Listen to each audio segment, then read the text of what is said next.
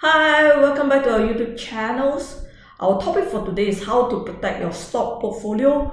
For the current market condition, this topic is very important for you to understand, especially if your whole portfolio, your whole investing or trading portfolio is only with one product, which is stocks. So today, we are going to provide you with two simple methods for you to protect your stock portfolio. Now, as usual, if this is your first video or your first visit, please remember to subscribe to our YouTube channel and on your notification bell. My name is Ting Ting. Now, as usual, before we start, we need to do a disclaimer. This topic is only meant for education purposes only. There's no buy or sell call. Now, let me start with the first method, which is what we call it as a diversification. Now, this diversification it might be a bit hard for you to really understand since this is another jargon, but let me use a layman explanation for you to understand.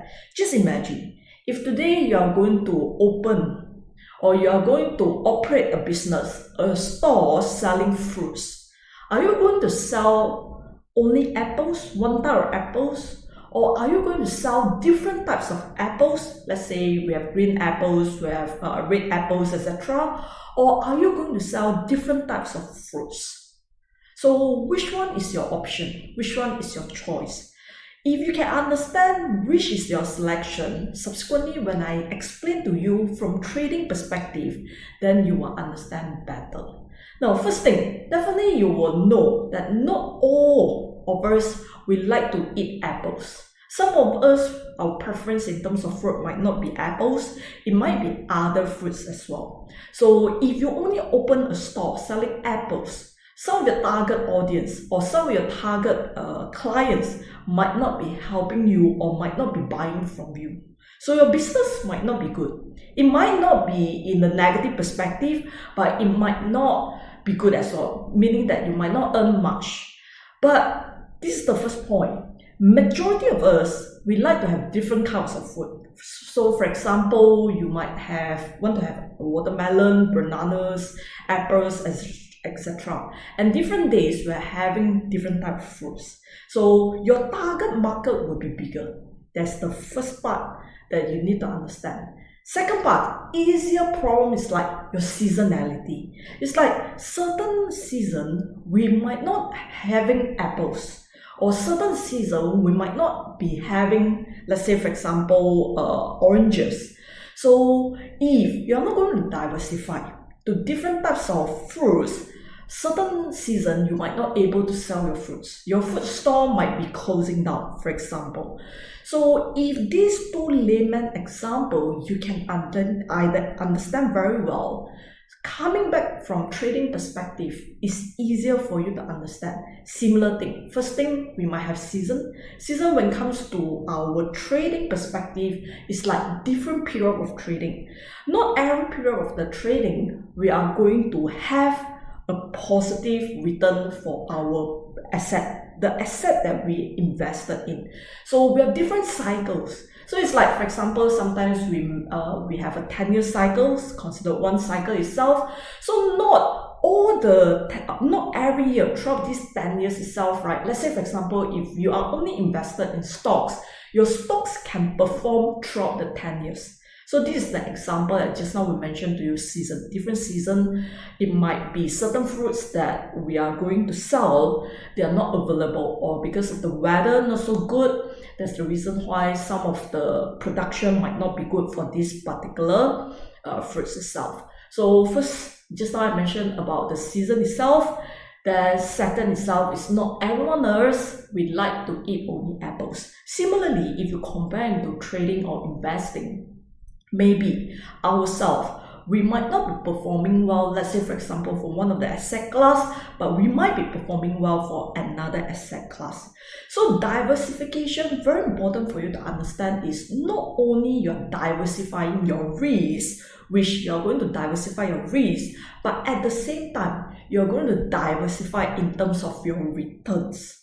So it's like, for example, if this particular season, right, your apples is not doing well, let's say for example, so coincidentally this particular season itself, people is not going to consume apples, then you're going to see that your other fruits might be doing well.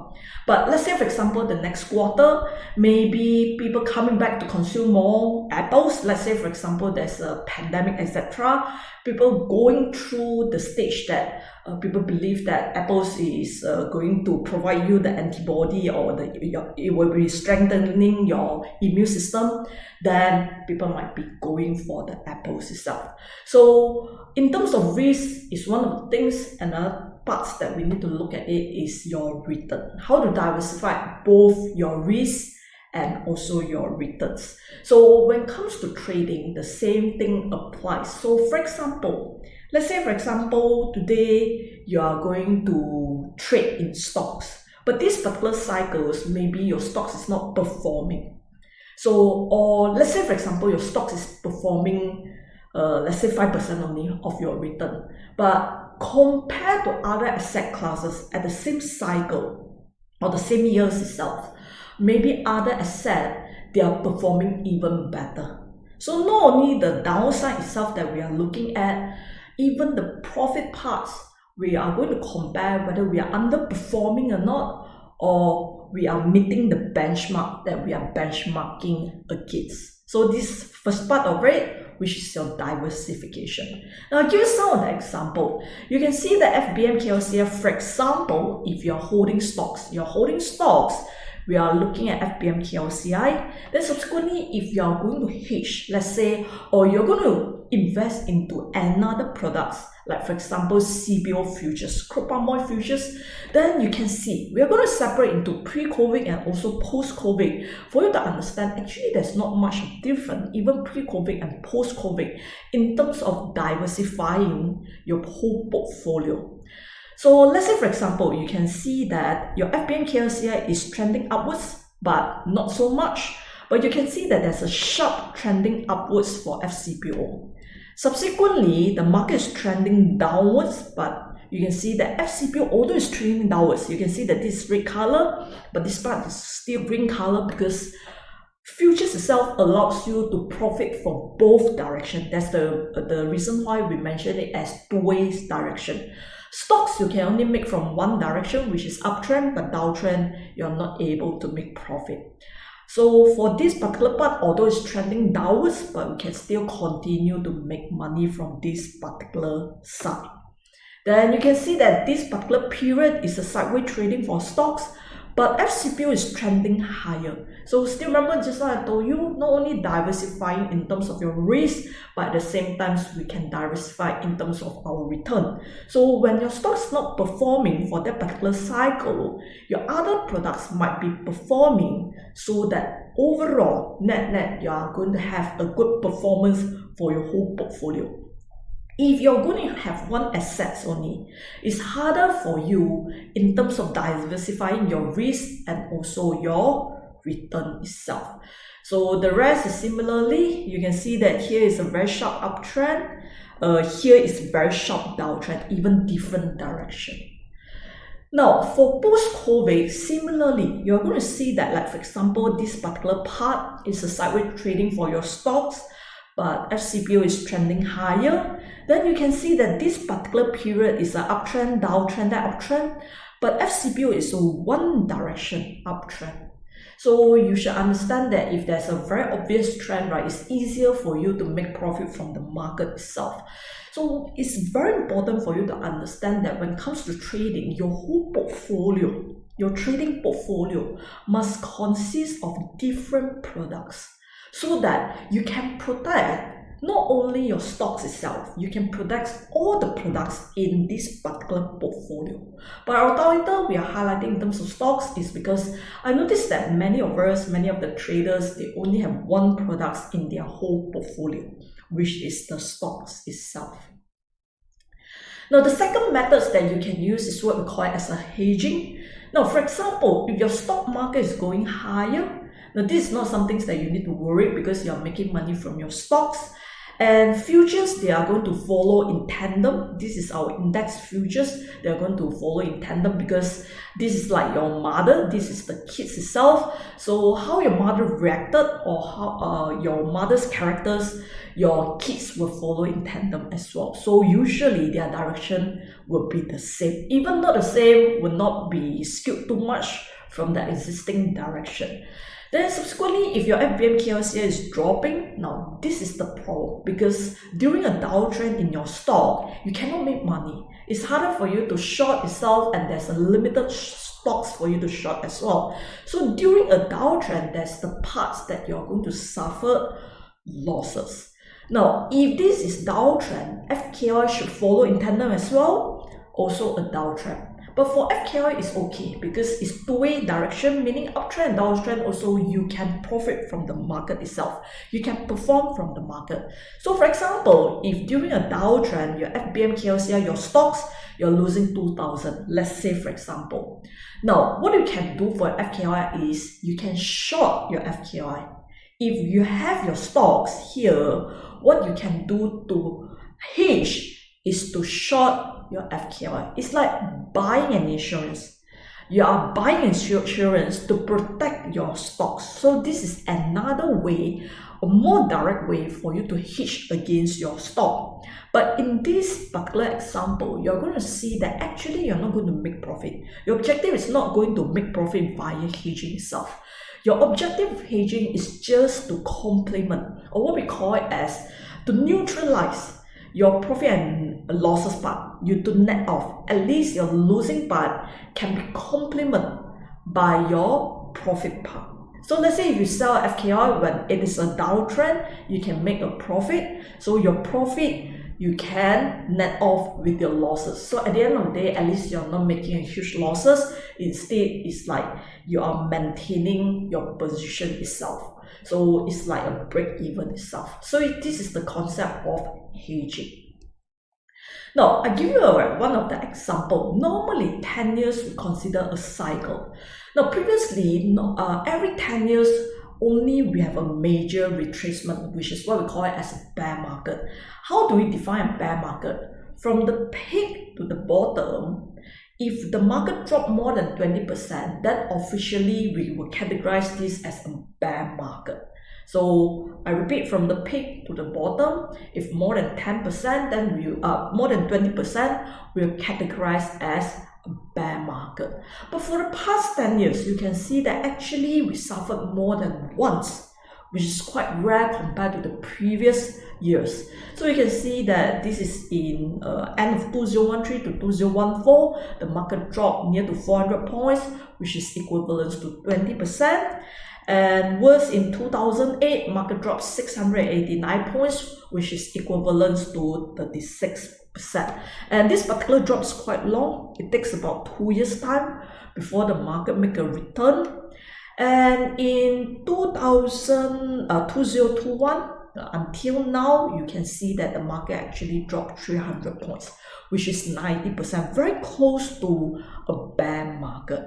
So if I'm going to take this example, for example, the 689 points, this particular downtrend itself, let's say if you're holding your stocks and you're not planning to sell it because you're going to for long-term investment.